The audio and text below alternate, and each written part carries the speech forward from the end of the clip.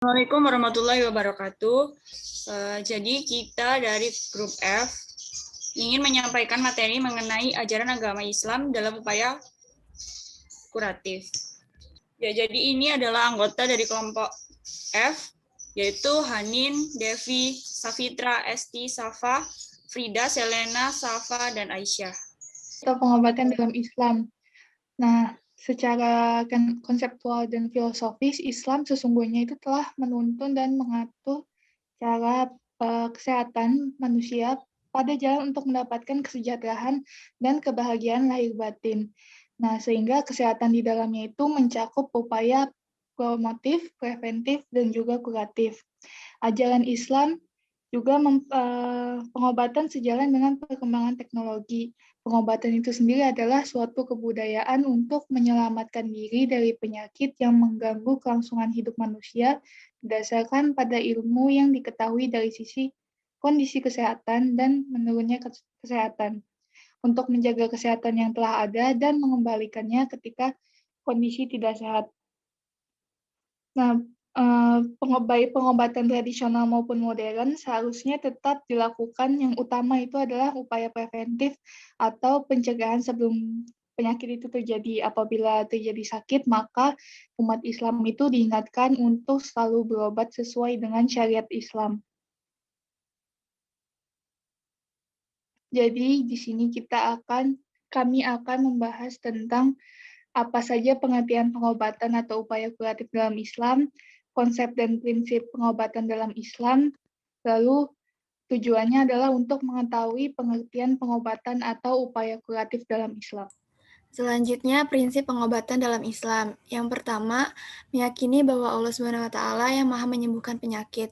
Allah SWT berfirman dalam surat Asy-Syu'ara ayat 80, wa iza maridtu fahuwa yasfin, yang artinya, dan apabila aku sakit, dialah yang menyembuhkan aku. Nah, jadi di sini kita tuh harus yakin yang memberikan kesembuhan itu adalah Allah SWT. Jika kita merasa yakin, insya Allah akan diberikan kesembuhan dengan cepat. Nah, yang kedua itu tidak berobat dengan zat yang diharamkan. Hadis riwayat Imam Bukhari dari Ibnu Mas'ud, Rasulullah berkata, sesungguhnya Allah tidak menyediakan kesembuhanmu dalam apa yang diharamkannya atasmu. Nah, jadi prinsip ini tuh menunjukkan bahwa berobat menggunakan zat-zat yang haram, sementara kondisinya tidak benar-benar darurat, maka penggunaan zat tersebut diharamkan. Misalnya pengobatan atau terapi menggunakan air seni, terapi hormon dengan menggunakan lemak babi, mengobati gatal di tubuh dengan memakan kadal, dan lain-lain. Selanjutnya, berobat kepada ahlinya atau ilmiah. Terdapat hadis yang diriwayatkan oleh Ibnu Majah sebagai berikut. Inna ruka wa ta'ma imma watu walata syirkun. Sesungguhnya pengobatan dengan mantra-mantra, kalung, gelang-gelang, penangkal sihir, dan guna-guna adalah syirik.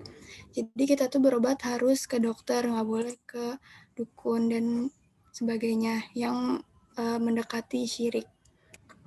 Selain itu, terdapat riwayat dari Sa'ad bin Abi Waqqas. Ia berkata, ketika aku sakit, Rasulullah SAW datang menjengukku. Lalu beliau meletakkan tangannya di antara dua dadaku. Sautnya beliau bersabda, engkau sedang terserang penyakit dada.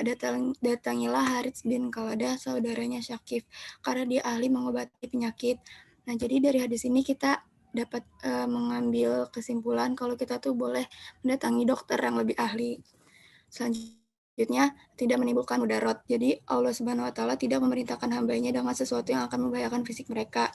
Oleh karena itu, Allah menggugurkan kewajiban bersuci dengan air bagi orang sakit dan menghapus kewajiban berpuasa. Allah berfirman dalam surat Al-Baqarah ayat 185 yang artinya Allah menghendaki kemudahan bagimu dan tidak menghendaki kesukaran bagimu. Jadi Allah itu memperbolehkan kita berobat tapi nggak boleh menyakiti hambanya.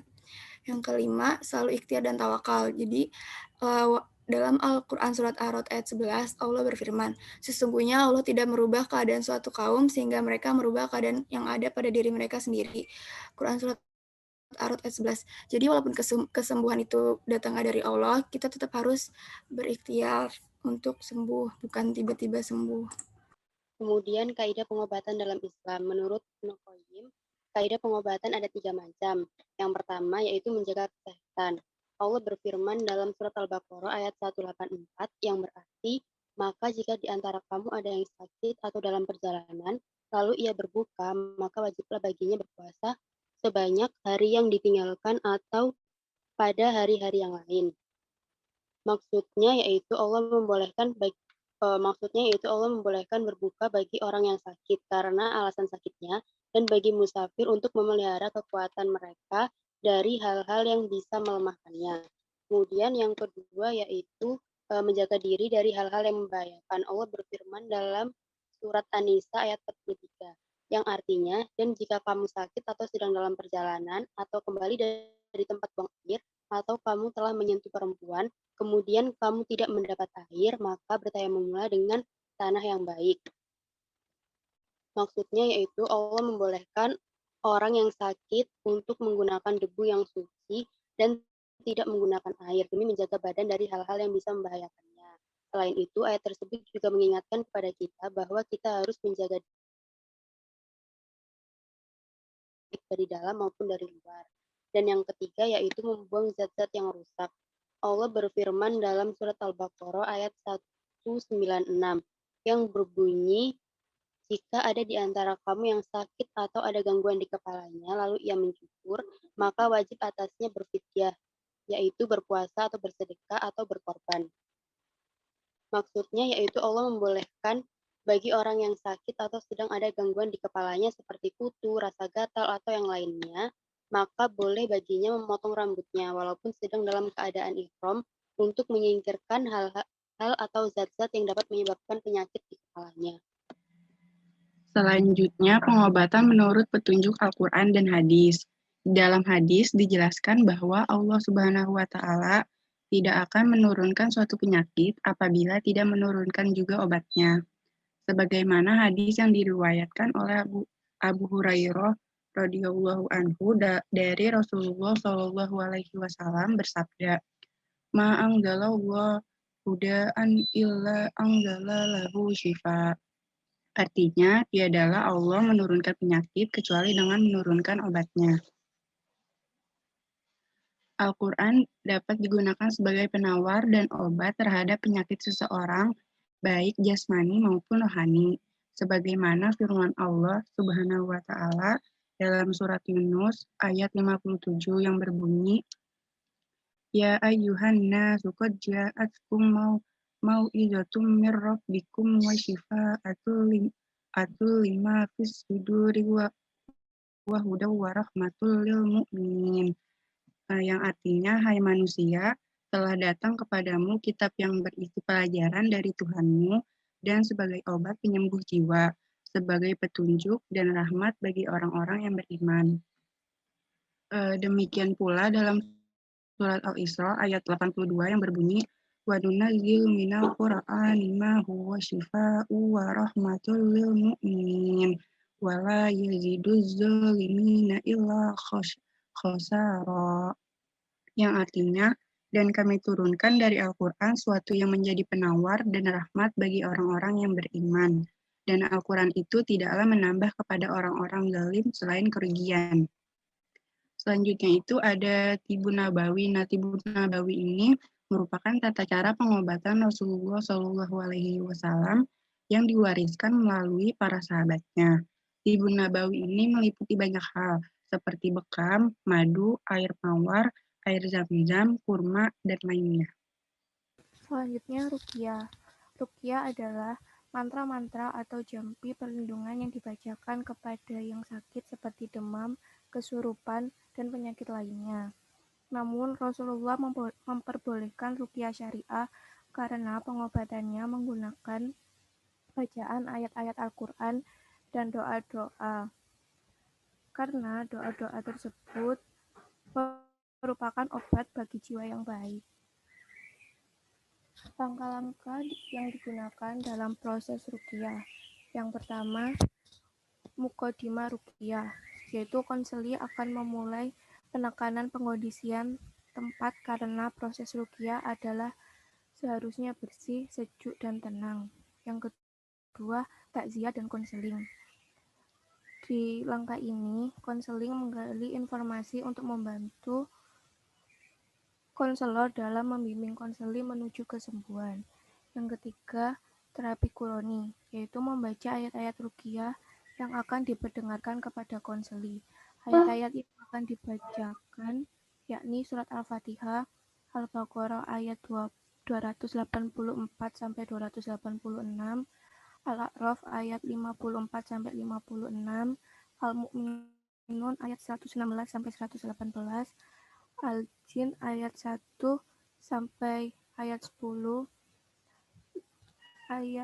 As-Saffat ayat 1 sampai ayat 10, Al-Hasyr ayat 22 sampai 24, Al-Ikhlas, An-Nas, dan Al-Falaq. Selanjutnya,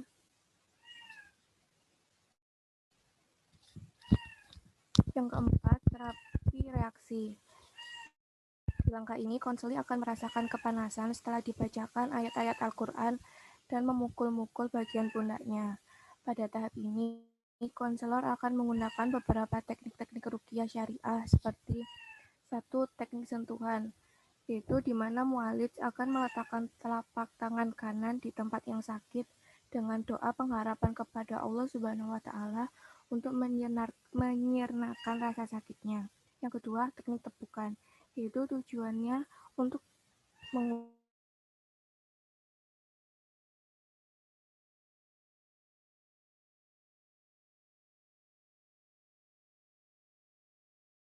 ayat-ayat ruqyah.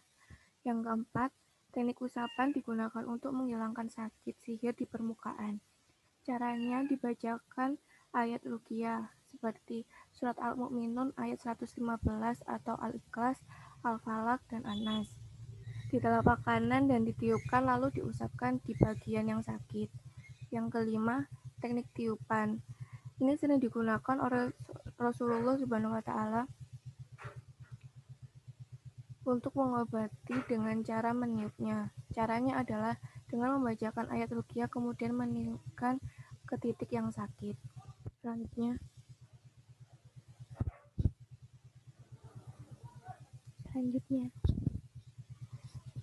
yang terakhir, motivasi dan penguatan. Di langkah ini, konselor memberikan penguatan sebagai benteng yang ampuh dalam diri konseli seperti sholat berjamaah, zikir, dan bacaan Al-Quran. Yang kedua, bekam. Menurut istilah ada beberapa macam yang dipakai dalam bentuk terapi yang satu ini, diantaranya hijamah. Hijamah istilah dalam bentuk bahasa Arab, bekam istilah Melayu, caping istilah dalam bahasa Inggris, gusyok dalam bahasa Cina, cantuk dan qaf istilah yang dikenal oleh orang Indonesia. Istilah al-hijamah berasal dari bahasa Arab yang artinya pelepasan darah kotor. Terapi ini merupakan pembersihan darah dan angin dengan cara mengeluarkan sisa toksin dalam tubuh melalui permukaan kulit dengan cara menyedot. Rasulullah SAW bersabda, sesungguhnya cara pengobatan yang paling sesuai bagi kamu adalah hijamah atau bekam dan fasdu atau venesection. Selanjutnya, fungsi bekam. Yang pertama, membersihkan darah dari racun-racun sisa makanan dan dapat meningkatkan aktivitas saraf tulang belakang atau vertebra. Yang kedua, mengatasi gangguan tekanan darah yang tidak normal dan pengapuran pada pembuluh darah atau arteriosklerosis. Yang ketiga, menghilangkan rasa pusing-pusing, lemah di bagian kepala, wajah, migrain, dan sakit gigi. Yang keempat, menghilangkan kejang-kejang dan garam yang terjadi pada otot. Yang kelima, memperbaiki permeabilitas atau selaput yang dapat dilalui oleh zat-zat tertentu di pembuluh darah. Yang keenam, sangat bermanfaat bagi penderita asma, pneumonia, atau penyakit radang dinding paru-paru, dan angina pectoris. Yang ketujuh, membantu dalam pengobatan mata. Next.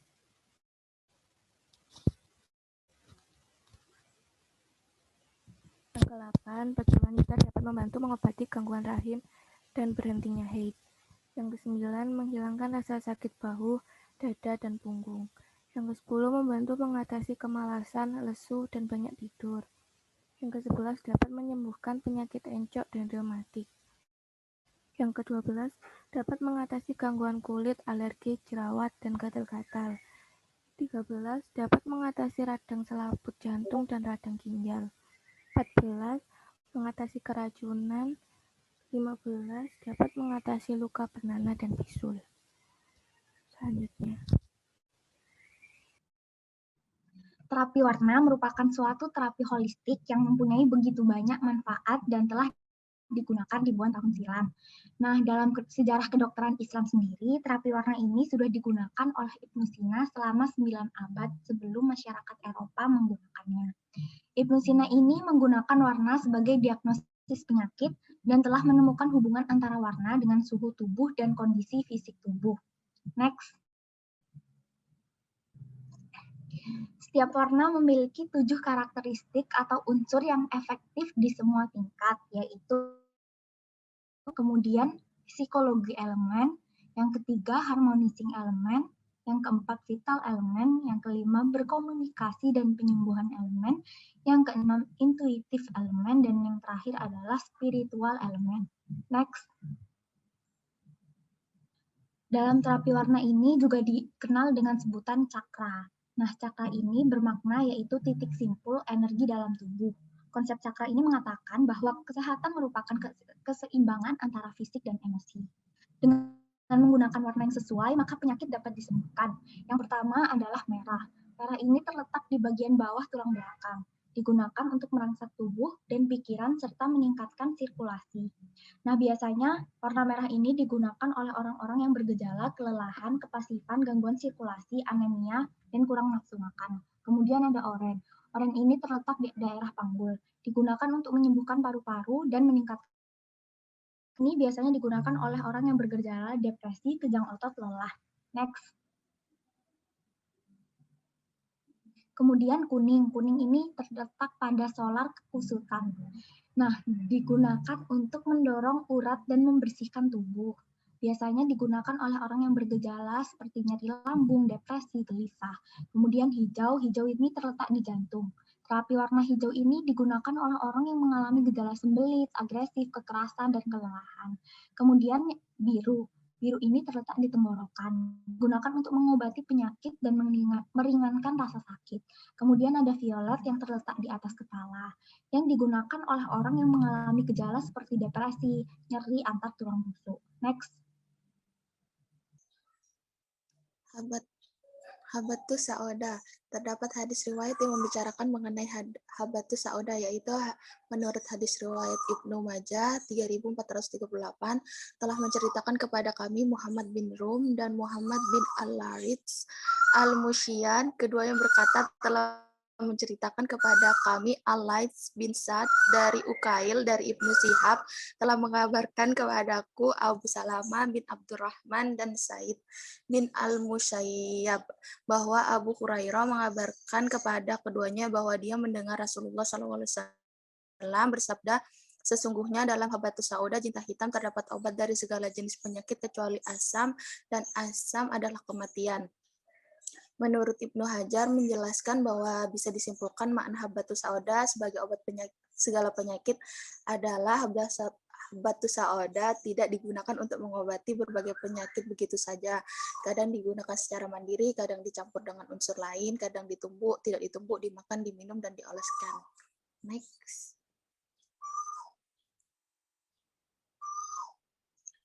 Daud Al-Antaki menunjukkan sejumlah manfaat pengobatan dari Habatus Sauda ini, yaitu mengatakan Habatus Sauda bisa menyembuhkan perut kembung, menghilangkan penyakit kembung, nyeri dada, batuk, sesak nafas, mual, edema atau busung air, esites, sakit kuning, dan penyakit pada limpa. Daud Al-Attaki juga menegaskan jika Habatus Sauda dicampur minyak maka bisa memerahkan dan menjernihkan warna kulit, menghancurkan batu ginjal, memperlancar air seni. Adapun menghirup uap Habatus Sauda bisa menyembuhkan pening, demam, influenza. Habatus Sauda dicampur cuka madu bisa menyembuhkan berbagai luka. Meminum minyak Habatus Sauda dicampur dengan getah pohon akan mengembalikan nafsu syahwat setelah melemah. Pada biji-bijian Habatus Sauda mengandung zat-zat antibodi yang mampu membunuh berbagai virus, mikroba, bakteri. Habatus sauda juga mengandung zat-zat karotenoid sebagai zat anti kanker. Ia juga mengandung hormon-hormon seks yang berfungsi memperkuat, mempersubur, dan memperaktif, serta mengandung zat-zat pelancar air seni, haid, air susu ibu, dan empedu. Ia juga mengandung enzim-enzim pencerna dan zat anti asam di samping zat-zat aktif dan penenang secara bersamaan. Next.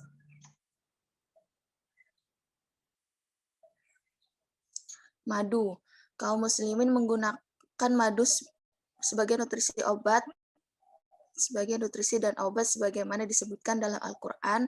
Dari perut lebah keluar minum madu yang bermacam-macam warnanya. Di dalamnya terdapat obat yang menyembuh bagi manusia. Sesungguhnya pada yang demikian itu benar-benar terdapat tanda kebesaran Tuhan bagi orang-orang yang memikirkan. Quran Surat An-Nahl ayat 69. Dalam syarah An-Nawawi tentang hadis madu yang diriwayatkan oleh Imam Muslim dijelaskan bahwa pada Quran Surat An-Nahl ayat 69 tidak menjelaskan bahwa madu adalah obat dari semua penyakit. Tetapi nutrisi Nabi SAW bagi hadis tersebut, sesungguhnya penyakit itu hanya sebagian dari penyakit yang bisa disembuhkan dengan madu. Menimbang juga dari semakin modernnya gaya hidup masyarakat dan makanan siap saji dan yang dikonsumsi, maka tidak menutup kemungkinan bagi orang yang sakit untuk menggunakan alternatif lain sebagai usaha agar bisa sembuh. Nabi juga menawarkan banyak alternatif, yaitu seperti bekam dan habatus sauda. Next.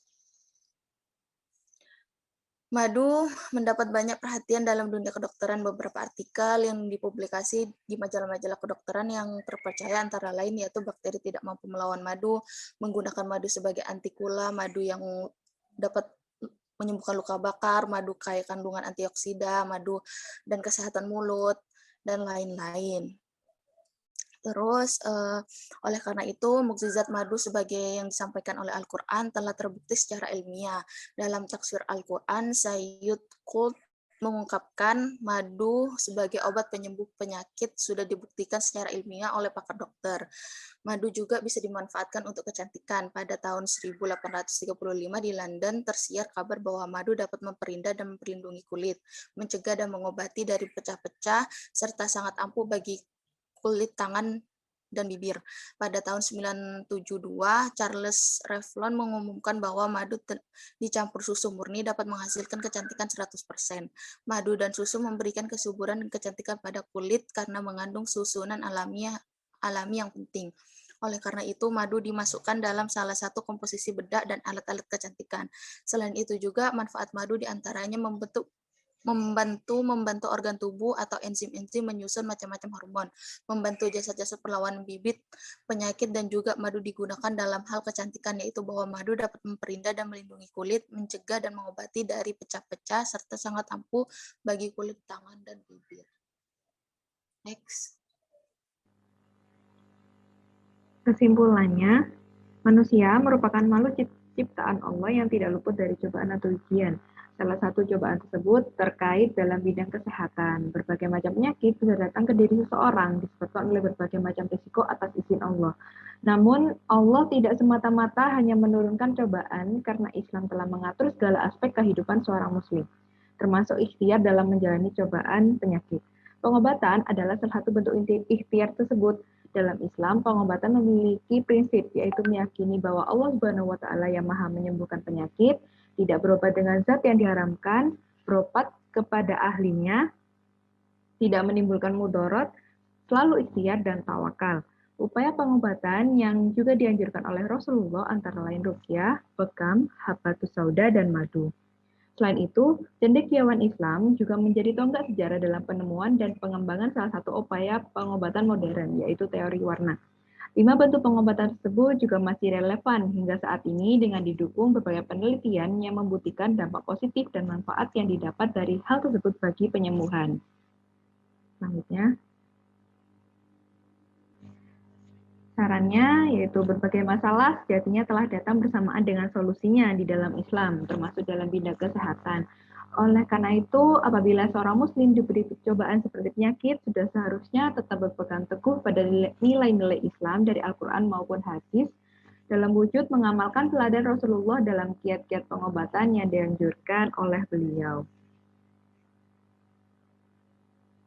Sekian presentasi dari kami, lebih kurangnya mohon maaf. Wassalamualaikum warahmatullahi wabarakatuh.